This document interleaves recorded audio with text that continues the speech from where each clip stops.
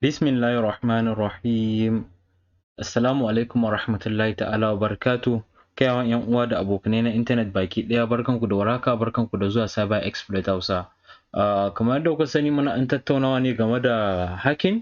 So insha Allah a yau a bidiyon mu za mu nuna muku yadda mutum zai zama haka, ma'ana wayansu hanyoyi zai bi kafin ka zama haka, da me kake buƙatan ka san su kafin a ce kai haka ne, ko kuma kafin ka kira sunanka kai haka ne.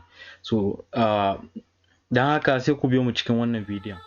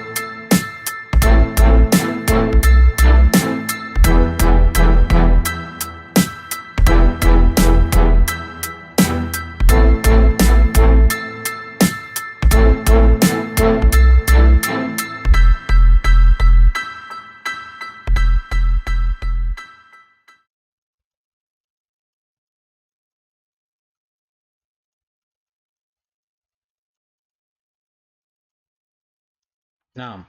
So kamar yadda kuka sani, idan kana so ka zama ko menene a rayuwa, dole akwai matakan da zaka bi kafin ka isa ga zama wannan abun.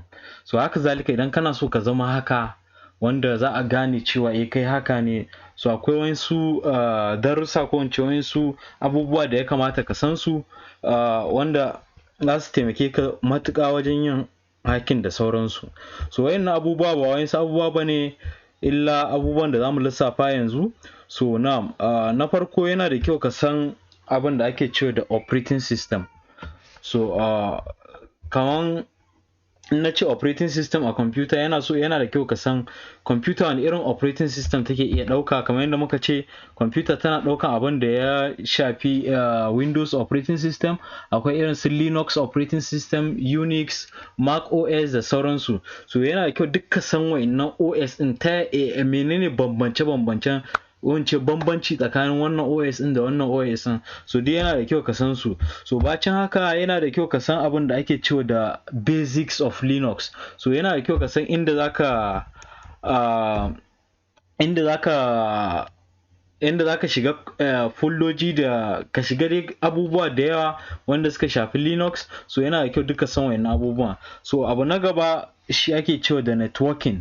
So yana da kyau shi ma ka san networking sosai, don networking yana taimakawa matuƙa kafin a kira ka da haka, saboda ka san yadda computer take iya mu'amala da wata computer daban kafin a ce ka yi hacking. So dole kun san yadda computer za ta iya mu'amala da wannan computer, za ta iya mu'amala da waccan computer kafin a ce communication ya yi taking place. So wannan kenan, wannan su ne abubuwa uku. Abu na gaba da ya kamata ka sani kafin ka zama haka shine yana da kyau ka san programming. So yana da kyau ka san programming language kafin ka kira kanka haka. So in na ce programming, ba ina nufin programming kwaya ɗaya ba, don ka iya misali C programming ko Java programming ka ce kai haka ne. So yana da kyau ka ɗan yi yawo a tsakanin programming languages daban-daban. Yana da kyau ka san Python, C, Java, C Sharp, JavaScript da sauransu. To dai yana da kyau ka ɗan sassan basics ɗin wannan programming ɗin. Sannan kuma kana so ka iya hacking ne sosai da sosai, yana da kyau ka san abin da ake cewa Python sosai, don Python kaman zan iya cewa ya fi kowane programming ƙarfi a wajen fannin hacking. So wannan su ne abubuwa 4 kenan da in kana so ka zama haka kana buƙatan ka iya su. So abu na gaba shi ake kira da security. So sai ka san yadda kwamfuta take da tsaron kwamfuta kenan. Ya wannan file din zamu ce a tsare yake, ba shi da wani illa ko kuma ba shi da wani vulnerability kafin a samu a exploiting din shi. Yana da kyau duka san game da file system, yadda foldoji suke, yadda file suke, da kuma wasu abubuwa da dama, da kuma yanayin yadda network security din kwamfuta yake da sauransu. So yana da kyau ka san security da in general kafin ka zama haka. So abu na gaba wanda insha Allah da shi na mu kawo ƙarshen wannan bidiyon, shi ake cewa da cryptography. So yana da kyau ka san yadda password ake storing ɗinsu a database.